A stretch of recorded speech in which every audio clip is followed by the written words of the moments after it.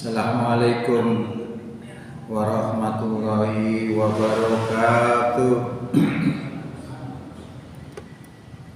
Innal hamdalillazi nahmaduhu wa nasta'inuhu wa nastaghfiruh wa na'udzu billahi min syururi anfusina wa min sayyiati a'malina. May yahdihillahu fala mudilla lahu wa may yudlilhu fala hadiya lahu. Asyhadu an la ilaha illallah wahdahu la syarika lah wa asyhadu anna Muhammadan abduhu wa rasuluh la nabiyya ba'dah. Allahumma shalli wa sallim wa barik ala Muhammad wa ala alihi wa sahbihi wa sallim ajma'in, amma ba'du. Hadirin Bapak Ibu jamaah Masjid Al-Hidayah rahimahullah. Syukuralhamdulillah di malam hari ini kita bisa hadir di Masjid Al-Hidayah ini untuk sholat maghrib berjamaah yang dilanjutkan dengan kajian Al-Islam dalam rangka menambah wawasan keislaman kita sekaligus menambah mantapnya keimanan kita. Oleh sebab itu mudah-mudahan kehadiran kita pada malam ini diterima sebagai amal soleh di sisi Allah Subhanahu wa Ta'ala. Bapak Ibu yang kami hormati, dalam kultum kemarin sudah kami sampaikan terkait dengan masalah kesiapan kita menghadapi Ramadan ini hendaknya dihadapi dengan senang, dengan perasaan penuh harap, berterima kasih kepada Allah, karena hakikat puasa itu adalah bentuk kasih sayang Allah, karena kita diarahkan supaya berada di dalam ketakwaan. Kalau orang bertakwa sudah dijanjikan oleh Allah dan Allah tidak akan mengingkar janjinya, yaitu akan dimasukkan surga uiddat lil muttaqin, yang disediakan untuk orang-orang bertakwa. Demikian juga kita harus berterima kasih karena syariat puasa yang kita laksanakan sekarang ini jauh lebih ringan dibandingkan dengan awal-awal puasa itu diwajibkan. Dimana sudah kami terangkan beberapa saat yang lalu bahwa dahulu kalau orang berbuka kemudian sudah tertidur kemudian bangun sudah tidak boleh makan lagi, dan dia harus menyelesaikan puasa sampai besok siangnya lagi sampai maghrib. Demikian juga tidak boleh mencampuri istrinya kalau sudah bangun, sudah tidur bangun, tapi sekarang dibolehkan semua oleh Allah. Oleh karena itu semua itu adalah bentuk kasih sayang Allah dan kemudahan-kemudahan yang telah diberikan oleh Allah, maka patut kita syukuri. Maka dengan kehadiran Ramadan ini hendaknya kita song-song dengan senang hati. Hadirin rahimakumullah, kemudian untuk malam hari ini kami sampaikan, saya beri judul beberapa keutamaan bulan Ramadan ini dalam rangka untuk melengkapi apa yang sudah kami sampaikan beberapa hari yang lalu. 3 hari lagi, ya 3 hari lagi mungkin karena mungkin posonya itu Kamis. Tanggal 1 Ramadan itu jatuh pada hari Kamis. Itu menurut hisabnya Muhammadiyah. Ya. 3 hari lagi tamu agung dan pembawa barokah akan hadir untuk menyapa seluruh hamba-hamba Allah yang telah beriman kepadanya dan telah memberikan kesaksian bahwa Muhammad adalah utusan Allah Subhanahu wa Ta'ala. Mengapa suasana kehadiran bulan Ramadan sedikit berbeda dibandingkan dengan 11 bulan lainnya? Tentu karena ia memiliki keistimewaan dan keutamaan dibandingkan dengan bulan-bulan lainnya. Untuk menyambut tamu agung ini biasanya para pengurus masjid itu atau pengurus musola dan majelis taklim sementara mungkin menutup pengajian untuk sementara waktu, dan mereka beramai-ramai membersihkan tempat ibadah tersebut sebagai tanda gembira dan penghormatan terhadap kehadiran bulan Ramadan. Demikian juga Rasulullah SAW dalam menghadapi bulan Ramadan ini, beliau senantiasa mempersiapkan diri dengan menjalankan ibadah puasa sunnah. Menurut riwayat hadis, pada bulan Sya'ban Nabi SAW itu senantiasa berpuasa lebih banyak daripada bulan-bulan lainnya kecuali Ramadan. Hal ini mengindikasikan bahwa beliau telah mempersiapkan diri baik lahir maupun batin dalam menyambut bulan agung yang penuh dengan keberkahan. Sekarang kita lihat keutamaan bulan Ramadan itu apa saja. Jadi para ulama telah memberikan keterangan dan penjelasan yang bersumber dari Quran dan As-Sunnah bahwa Ramadan memiliki keutamaan dan keistimewaan dibandingkan dengan bulan-bulan lainnya. Oleh karena itu, manfaatkanlah keutamaan dan keistimewaan ini, jangan sampai Ramadan datang pergi tanpa kesan dan pesan. Inilah di antara keutamaan bulan Ramadan tersebut. Pertama, diwajibkan puasa itu selama 1 bulan. Setiap memasuki bulan Ramadan, semua hamba Allah diwajibkan untuk menunaikan ibadah puasa selama 1 bulan penuh, yang waktunya dimulai dari terbit fajar hingga malam hari menjelang maghrib. Kewajiban berpuasa ini tidak diperintahkan kecuali pada bulan tersebut. Hal ini menunjukkan bahwa bulan Ramadan memiliki keutamaan dan keistimewaan dibandingkan dengan 11 bulan lainnya. Kita lihat arti puasa itu apa?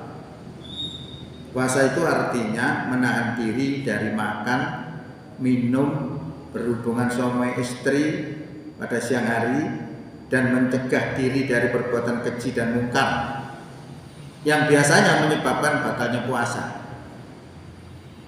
Berkaitan dengan diwajibkannya ibadah puasa, Allah menjelaskan dalam Al-Quran melalui firman-Nya, Ya ayyuhalladzina amanu, wahai orang yang beriman.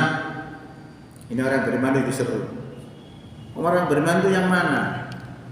Orang beriman itu kalau menurut Rasulullah itu ada 3 kriterianya: iqraru bil lisan, wa tasdiqu bi qalbi, wa amalu bil arkan. Percaya kepada Allah yang diucapkan dengan lisannya, dibenarkan oleh hatinya, dan diamalkan dengan perbuatan. Dari 3 kriteria ini menyatu, itu namanya iman. Kurang 1 saja, tidak masuk kategori iman. Makanya Allah katakan di dalam firman-Nya surat Al-Baqarah ayat 8 itu mengatakan, Wa minan nasi may yaqulu amanna billahi wa bil yaumil akhir wa ma hum bimu'minin. Di antara manusia yang mengatakan kami beriman kepada Allah dan beriman kepada hari kiamat, Allah katakan wa ma hum bimu'minin, padahal mereka tidak beriman. Nah, kenapa? Hanya ngomong. Maka ucapan yang dimaksud iman di sini dan iman yang dijanjikan oleh Allah surga itu ya 3 kriteria.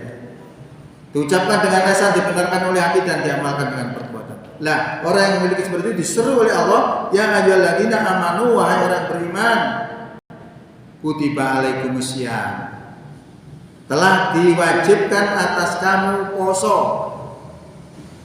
Wajib poso, tapi nggak jelas ini posonya kapan. Kama kutiba alal ladzina min qablikum, sebagaimana halnya telah diwajibkan terhadap orang-orang sebelum kamu. Jadi orang-orang dahulu ternyata juga diwajibkan untuk berpuasa. Cuma puasanya beda. Tidak seperti kita 1 bulan full 29 atau 30 hari, tapi puasanya orang dulu itu 3 hari setiap bulan. Jadi kalau di total setahun itu jumlahnya belum. Jadi dari sisi jumlah aja sudah lebih ringan dibandingkan dengan dahulu. Nah, endingnya puasa itu apa? La'allakum tattaqun, agar kamu bertakwa. Mudah-mudahan kamu menjadi orang takwa. Karena apa? Orang takwa ini dijanjikan oleh Allah surga.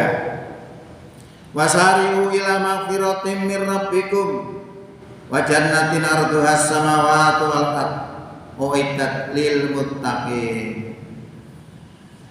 Bersegeralah kamu kepada ampunan dari Tuhanmu dan bersegeralah kamu kepada surga yang luasnya seluas langit dan bumi yang disediakan untuk orang yang bertakwa. Ini janji Allah. Allah tidak akan mengingkari janji. Kalau saya lihat dalam Quran itu ada dua golongan yang masuk surga itu, yaitu orang beriman dan beramal soleh dan takwa. Karena takwa itu lebih tinggi daripada orang beriman. Kalau orang beriman saja masuk surga, apalagi orang takwa. Ya.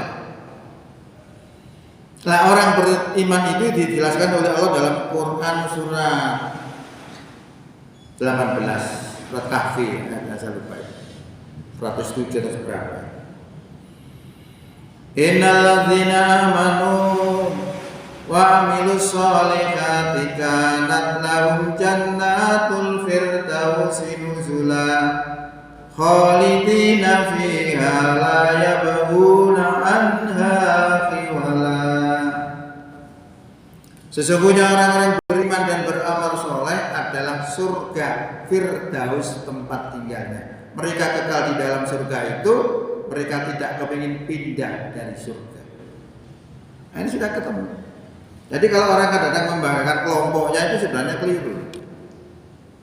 Nah, justru kalau orang itu membanggakan kelompoknya daripada imannya, itu bisa jatuh kepada musyrik. Kok begitu? Iya. Nah, jangan kamu menjadi seperti orang yang memecah belah agama mereka. Siapa itu? Orang yang membanggakan kelompoknya. Ya, bangga terhadap kelompoknya daripada keimanannya. Ada dalam Quran saya lupa suratnya. Artinya apa? Kebanggaan itu harus iman. Karena Allah sudah mengatakan bahwa orang yang paling mulia di sisi Allah itu bukan orang kaya, tapi orang takwa. Inna akramakum indallahi atqakum. Sesungguhnya orang yang paling mulia di sisi Allah itu adalah orang yang takwa. Jadi kalau kita merasa orang beriman, nggak usah keder kepada siapapun. Karena kemuliaan itu adalah orang yang takwa. Jadi seharusnya kita kepada orang takwa itu harus memuliakan. Karena Allah sudah mengatakan demikian. Bukan orang kaya seperti Korun bagaimana? Hancur. Walaupun dia kaya dan merasa dia itu pandai, bisa mendapatkan uang itu karena kepandaiannya, disuruh bersyukur dia tidak mau, akhirnya ditenggelamkan oleh Allah ke dalam tanah. Sak harta-hartanya kabeh. Fir'aun kurang apa? Tidak pernah sakit, sogeh, puasa, hancur ditenggelamkan oleh Allah dalam lautan. Nah, ini prinsip-prinsip kita beragama itu seperti itu, sehingga kita pede menghadapi siapa saja. Gak usah gentar. Ya, nah, kita sungkan itu harus kepada orang yang beriman takwa. Hadirin rahimakumullah. Jadi menurut ayat di atas tadi bahwa perintah puasa bukan saja diwajibkan kepada umat Nabi Muhammad, tetapi juga diwajibkan kepada umat-umat sebelumnya. Mengapa Allah mewajibkan hamba-hambanya yang beriman untuk melakukan ibadah puasa? Tentu perintah Allah ini mempunyai tujuan, yakni la'allakum tattaqun, agar kamu sekalian menjadi hamba Allah yang bertakwa. Kalimat la'allakum tattaqun mengandung arti sebuah harapan dan proses terjadinya perubahan perilaku hamba Allah kepada yang lebih baik dari hanya sekedar beriman menuju bertakwa. Nah, kita lihat perubahan iman menjadi takwa. Jadi perubahan hamba Allah dari iman menuju takwa itu merupakan perubahan sikap positif, progresif dan aplikatif. Itu artinya perubahan sesuatu dari yang bersifat imajinatif menuju ke sesuatu yang bersifat perubahan perilaku, sikap dan mental. Nah, di antara sifat dan perilaku orang yang bertakwa digambarkan dalam Al-Quran sebagai berikut. Alladzina yunfikuna fis sarra'i wad dharra'i wal kadhiminal ghaidha wal 'afina 'anil nas nas wallahu yuhibbul muhsinin. Orang beriman itu digambarkan oleh Allah dalam Quran. Orang takwa itu digambarkan karena ada kelanjutan tadi, uiddat lil muttaqin, disediakan untuk orang yang bertakwa. Siapa orang bertakwa itu? Itu kalau dalam Quran banyak, tergantung konteksnya. Konteks misalnya konteks jihad ya beda lagi kriteria imannya. Ini kriteria tentang dermawannya seseorang. Orang bertakwa di sini disebutkan alladzina yunfikuna fis sarra wad dharra. Orang yang membelanjakan hartanya dalam keadaan lapang ataupun dalam keadaan sempit. Artinya apa? Artinya dalam kondisi apapun dia senangannya sedekah. Nah, itu kalau saya sering kasih itu orang beriman itu dermawan, suka beramal, baik dalam keadaan lapang ataupun dalam keadaan sempit. Artinya dalam kondisi apapun. Bahkan saya itu melihat di dalam hadis itu, mungkin sudah sering saya sampaikan, tapi tidak apa-apa supaya ngelontok gitu. Rasulullah sudah mengatakan bahwa orang bersedekah itu bisa menahan 70 bala. Kalau orang itu kodok itu sesuatu yang belum terjadi, tapi sudah disetting gitu ya. Kalau sudah terjadi namanya qadar. Kalau kodoknya itu jelek, terus kita gemar bersedekah, tertahan, gak jadi. Rasulullah mengatakan as-shadaqatu tamna'una sab'una minal bala. Sedekah itu sesuatu yang bisa menahan 70 bala. Jadi kalau bala kita itu kodok kita itu elek gitu. Sampai 70 macam kali bala. Burung kena bala mergo sedekah. Berarti bala itu bisa dirubah dengan amal. Amal apa? Sedekah.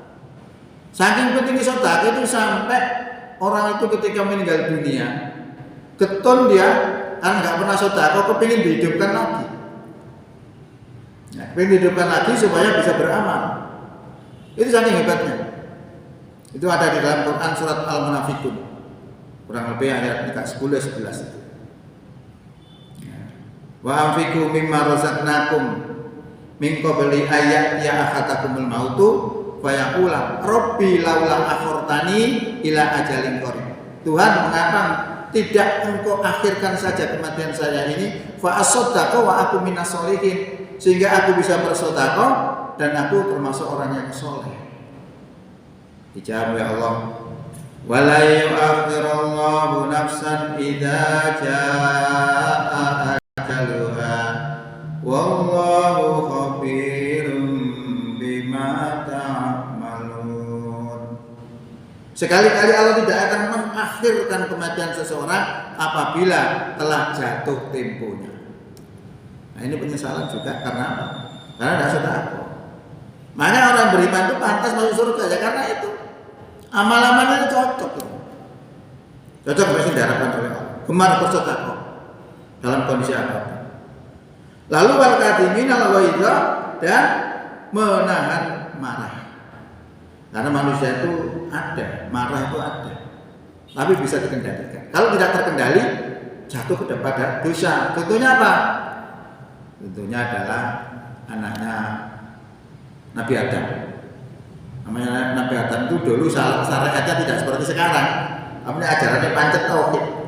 Syariatnya beda. Kalau sekarang nikah dengan saudara kandung tidak boleh. Kalau dulu wajib. Karena apa ya tidak ada orang. Adanya cuma saudara.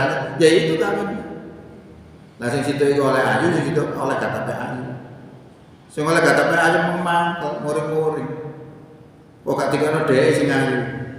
Lah kemarahan-kemarahan ini akhirnya diwujudkan dalam bentuk dosa, maka saudaranya yang tadi itu dibunuh. Nah ini dosa pertama yang dilakukan oleh anak Adam. Karena apa? Marah.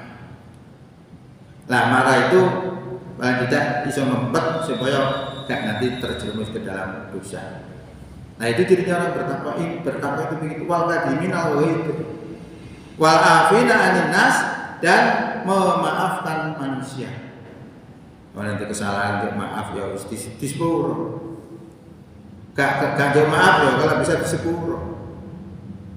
Itu akhlak-akhlak orang bertakwa. Wallahu dan Allah yuhibbul muhsinin, demen cinta marang wong kang agawe kebagusan terhadap orang-orang yang berbuat baik, muhsin. Kemudian ayat selanjutnya mengatakan walladzina idza fa'alu fahisatan. Orang-orang beriman itu yaitu salah satunya adalah orang-orang yang apabila melakukan perbuatan keji. Perbuatan keji pokoknya lawannya baik gitu ya, keji macam-macam. Au dzalamu anfusahum, atau berbuat dolim kepada dirinya sendiri. Cirinya orang beriman tidak bangga. Kita lihat banyak orang yang melakukan kedoliman, melakukan dosa itu bangga. Ada, sering saya lihat itu, bangga dengan dosanya, dipamer-pamerkan bahwa dia melakukan ini dan itu. Padahal yang disampaikan itu dosa. Bukan itu orang beriman itu. Lah ya, orang beriman itu cirinya kalau melakukan perbuatan keji dan dolim kepada dirinya, zakarullah, mereka zikir kepada Allah, mereka ingat kepada Allah. Nah, ingat kepada Allah bentuknya macam-macam. Ada yang ingat itu dalam pikiran, ada yang ingat itu dengan lesan, ingat dengan pengetahuan. Ini kalau kita ingat itu luar biasa, dampaknya juga luar biasa. Bahkan kalau digambarkan oleh yang sering saya ikut pengajian itu, orang tak selalu ingat kepada Allah. Kalau orang selalu zikir kepada Allah itu bagaikan kaca yang setiap hari gelap mengkilap. Kalau sudah gelap mengkilap gitu, mantul, ada cahaya akan mantulnya akan ke dalam diri kita, dada kita. Makanya orang ahli zikir itu lebih hebat. Ada ilmu-ilmu yang orang lain nggak ngerti, tapi dia ngerti karena ada pantulan daripada ilmu-ilmu Allah bisa mantul ke dalam hatinya, karena hatinya bersih. Ya. Bahkan kalau orang itu selalu zikir, selalu ingat kepada Allah, maka hati itu menjadi hidup. Nah, kalau hidup tidak bisa tercemar oleh apapun. Jadi kalau saya ibaratkan seperti ikan di lautan. Ikan di lautan itu walaupun kecil sak jempolan, berada di lautan yang asin, berada di lautan selama 1 tahun. Selama ikan itu hidup, maka ikan itu tidak pernah asin rasanya. Karena apa? Terbentengi loh hidupnya ikan itu. Kalau tidak percaya boleh dicoba. Kita ambil ikan di lautan kemudian kita makan, apakah asin? Padahal terendam air puluhan tahun, tetap tawar. Itu karena apa? Karena ikannya itu tadi hidup. Kalau mati nggak pakai 50 tahun. Sekarang mati kita uyai asin, kita goreng yang banyak asin. Nah, itu artinya apa? Kalau hati itu hidup, berada di lautan masyarakat yang coraknya bermacam-macam, ada kuning, hijau, merah, macam-macam. Selama ikan ini hidup, tidak akan terkontaminasi oleh macam-macamnya asinnya masyarakat. Karena apa? Dia punya prinsip, tidak akan. Jadi kalau kita memiliki ilmu ini, kita bisa melihat orang itu. Nah, orang itu gampang terpengaruh oleh lingkungan yang tidak Islami, mati hatinya. Kalau kita tidak ingat kepada Allah, mati hati kita. Nek mati gampang kemasukan oleh pengaruh-pengaruh dari luar. Gampang aja melihat itu. Makanya ilmu itu penting. Itu ilmu dalam sebenarnya. Itu jangan melihat seseorang hatinya hidup atau mati. Kalau hatinya hidup, kuat pegang prinsip. Masih dipengaruhi macam-macam pun nggak akan tergiur. Selama macam-macamnya itu melanggar aturan Allah, tidak akan tergiur. Itu pegang prinsip. Nah, ini karena hatinya hidup. Tadi dibentengi oleh hidupnya hati itu tadi, maka segala unsur nggak bisa masuk. Tapi kalau mati, segala unsur ini akan masuk. Falamma nasu ma dzukiru bihi fatahna 'alaihim abwaaba kulli syai'. Maka tatkala mereka itu melupakan apa yang Allah berikan itu, maka akan dibukakan oleh Allah segala sesuatu itu akan masuk. Itu Allah sudah mengatakan. Ini kunci-kunci yang harus kita pegang sebenarnya. Maka di sini ciri orang beriman itu adalah zakarullah, ingat kepada Allah, zikir kepada Allah. Pengaruhnya apa? Wah, luar biasa. Ada sebuah kisah itu bagaimana seorang pengembala kambing itu dites oleh Umar bin Khattab. Ngetes keimanannya ini api tangguh. Ayo pemuda, jualah kambing kamu seekor saja kepada saya. Ya. Kan dia bilang, ini bukan milik saya Tuhan, ini milik majikan saya. Sudah, katakan saja kepada majikanmu bahwa kambing yang kamu jual padaku itu dimakan serigala. Dan tidak akan tahu mereka itu karena ribuan. Apa jawab pemuda itu? Fa'ainallah, wahai Tuhan, bahasa kita itu. Kalau kambing ini saya jual kepada Anda, lalu di mana Allah itu? Ini namanya zikir, ingat kepada Allah bahwa Allah itu melihat dirinya. Ini loh pengaruhnya. Ya. Jadi kalau sebenarnya kalau orang itu iman takwa juga perlu dikontrol saja. Adanya sistem-sistem itu kan sebenarnya karena khawatir tidak beres. Contoh misalnya dalam satu perusahaan untuk diaudit itu ini laporan sekian harus dibuktikan dengan apa? Dengan kwitansi. Itu kan sistem supaya orang itu tidak melenceng. Nah kalau orang itu iman, betul-betul iman, tidak perlu itu sebenarnya. Nah itu adalah gambaran-gambaran bagaimana keimanan itu luar biasa pentingnya. Bahkan dalam sebuah negara, ya, itu akan berdampak positif. Dan maka dengan adanya orang iman takwa itu diuntungkan negara itu sebenarnya. Karena Allah sudah berfirman, walau anna ahlal qura amanu wattaqau la fatahna alaihim barakatim minas samai wal ardh walakin kadzabu fa akhadnahum bima kanu yaksibun. Sekiranya penduduk suatu negeri itu beriman dan bertakwa, pasti kata Allah, adalah kecil, adalah pendek itu pasti. La fatahna yakti ingsun bukano alaihim ing atase wong kang padha iman lan takwa apa barakatin pira-pira barokah. Ini janji Allah. Jadi kalau suatu negeri itu baldatun thayyibatun, tanda di situ penduduknya beriman takwa. Kita lihat bandingkan dengan Saudi. Umpama orang kafir itu paling sekian 0, sekian persen gitu aja. Secara umum orang beriman semua. Nah orang di sana itu kalau kurung adzan, Allahu Akbar, Allahu Akbar, itu untuk dagangannya. Udah di masjid, gak hilang, saking tawakal. Ya, itu begitu di sana. Malah masuk kota Mekah itu ditulis la yadkhuluna ilal muslim. Tidak boleh masuk kecuali orang muslim. Di sana itu luar biasa. Negeri kering kerontang, sugih-sugih. Ya. Sampai kawan omah itu gentengan enggak ada. Cor-coran mesti paling tingkat berapa. Itu baru kayak betul. Ya, bandingkan dengan kita itu menurut pesawat itu delok nisar itu ijo royo-royo. Sawoge. Aku duduknya melarat-melarat. Royoan tadi orang miskin gitu oleh bantuan. Lu ngono orang Indonesia. Waduh. Di sana aku ngekei apa jenenge itu? Sedekah itu kangelan. Kangelan itu kangelan apa? Kangelan ngekekno sapa iki lho? Sampeyan sedekah sak kontainer itu dawu nyalon-nyalon sapa sing gelem. Nah, sak kontainer ada esing apa? Kotakan itu situ piro? 5.000 gak oleh. Sak kontainer nyaret yang dikekno tok. Quran dikekno tok. Saking sugih, saking barokah.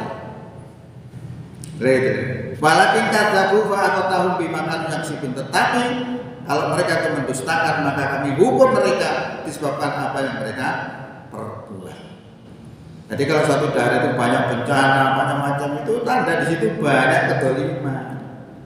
Itu Quran. Kita lihat di negeri Sodom dihancurkan oleh Allah dengan gempa. Apa masalahnya? LGBT yang melakukan hubungan seks laki-laki dengan laki-laki.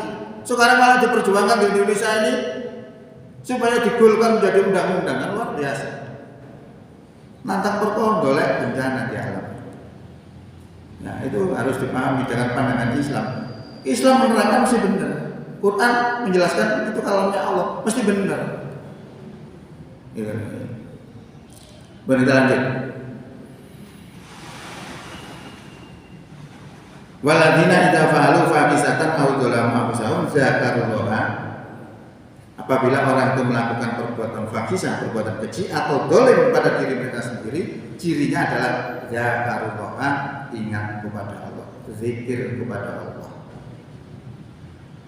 Fastaghfiru li dzunubihim, banjur nyuwun pangampunan li dzunubihim terhadap dosa-dosanya. Jadi njaluk pengampunan terhadap dosa-dosanya, tidak bangga, tidak diulang-ulang terus. Itu cirinya. Bisa nggak kita melakukan itu? Kalau belum bisa, kita usahakan harus bisa. Karena itu takwa, ciri ketakwaan. Wa may yaghfiru dzunuba illallah.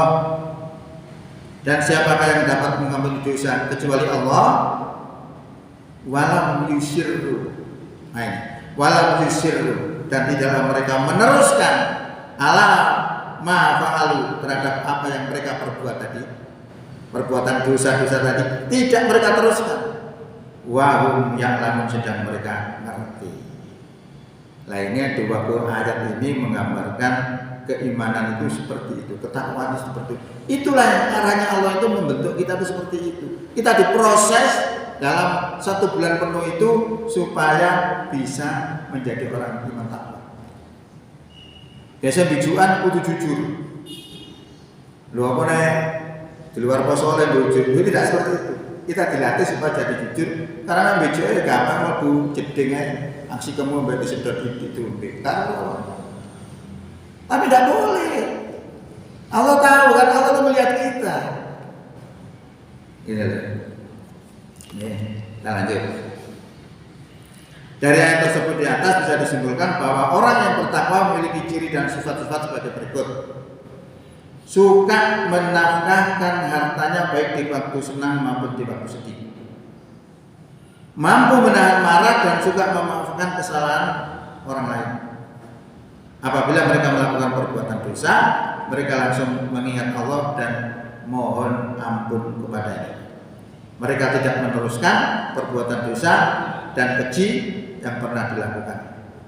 Demikianlah semestinya sifat dan perilaku orang-orang yang beriman setelah menjalankan ibadah puasa Ramadan. Nah, bagaimana dengan kita? Nah, kita tanya diri kita sendiri. Nah, wes alhamdulillah. Nah, belum kita perbaiki. Itu perlunya baca Quran itu begitu. Sebagai alat kontrol Quran. Kedua adalah keutamaan dalam bulan Ramadan itu Allah melipat gandakan pahala ibadah. Pada bulan-bulan biasa, setiap amalan ibadah yang dilakukan hamba Allah sudah ditentukan kadar volume pahalanya. Lain halnya dengan ibadah yang dilakukan mereka di bulan Ramadan. Volume dan jumlah pahala akan dinaikkan dan dilipat gandakan dari 10 sampai 700 lipat. Hal ini menunjukkan bahwa bulan Ramadan memiliki keutamaan dan keistimewaan dibanding dengan bulan-bulan lainnya. Berkaitan dengan masalah pelipat gandaan pahala ini, Nabi SAW pernah menyampaikan fatwanya dalam hadis qudsi. Katanya, setiap amal anak Adam itu akan dilipat gandakan pahalanya. Satu kebajikan dibalas dengan 10 hingga 700 lipat kebajikan sampai apa yang dikehendaki oleh Allah. Kecuali puasa, maka sesungguhnya puasa itu untukku kata Allah, dan akulah yang akan mengganjar. Hadis riwayat Ibnu Majah dan Abu Hurairah. Dalam riwayat lainnya, Rasulullah SAW memberikan pesan dan penjelasan sebagai berikut. Itu dilakukan oleh Rasulullah ini menjelang puasa di akhir bulan Sya'ban. Apa pesannya? Wahai sekalian manusia, telah datang kepadamu bulan yang agung dan penuh dengan berkah. Di dalamnya terdapat satu malam yang lebih baik dari 1000 bulan. Allah mewajibkan berpuasa dan mensunahkan mengerjakan sholat malam. Nah, sholat malam ini kalau dikerjakan di bulan Ramadan namanya tarawih. Ya, kalau kita lihat dalam hadis itu tidak ada tulisan tarawih, tidak ada. Semua qiyamul lail, sholat malam. Sehingga dipahami oleh Muhammadiyah itu bahwa sholat malam di bulan Ramadan namanya tarawih. Kalau sholat malam di luar bulan Ramadan namanya tahajud. Jadi kalau sudah tarawih di bulan, pada waktu bulan Ramadan terus nggak perlu tahajud lagi, karena tarawih itu ya tahajud itu sholat malam. Itu yang dipahami di Muhammadiyah. Tapi ada pengertian yang lain, ya Allah alam. Kita nggak perlu meributkan itu. Ya. Barang siapa yang mengerjakan satu ibadah wajib, maka ia seperti mengerjakan 70 ibadah wajib lainnya.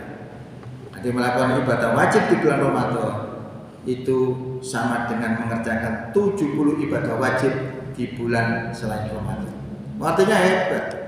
Bulan Ramadan itu hebat. Berarti ini akan mendorong semangat kita untuk beribadah lebih hebat. Makanya disampaikan oleh Nabi itu menjelang Ramadan di akhir bulan Sya'ban. Nah, sebentar lagi ini dia sampaikan terakhir bulan Sya'ban. Ramadan adalah bulan kesabaran dan pahala sabar adalah surga. Bahkan ada ayat yang lain. Kelanjutan ini sebenarnya banyak sih. Perbanyaklah 4 hal di dalam bulan Ramadan itu. 2 hal yang Allah itu senang. Bisa kan? kurang sajam kan? Apa bos? Wes 5 menit kas. 2 hal yang Allah itu senang apa? Istighfar dan syahadat dan istighfar. Yang 2 hal yang Allah tidak butuh tapi kita butuh. Kita minta surga dan minta dilindungi dari api neraka. Makanya kalau nek poso biasa dungane niku sing sering disebut. Asyhadu alla ilaha illallah, astaghfirullah, as'alukal jannah, ma'udzubika minan nar. Niku sing kuwatak saya. Karena dianjurkan oleh Nabi, perbanyaklah 4 hal itu.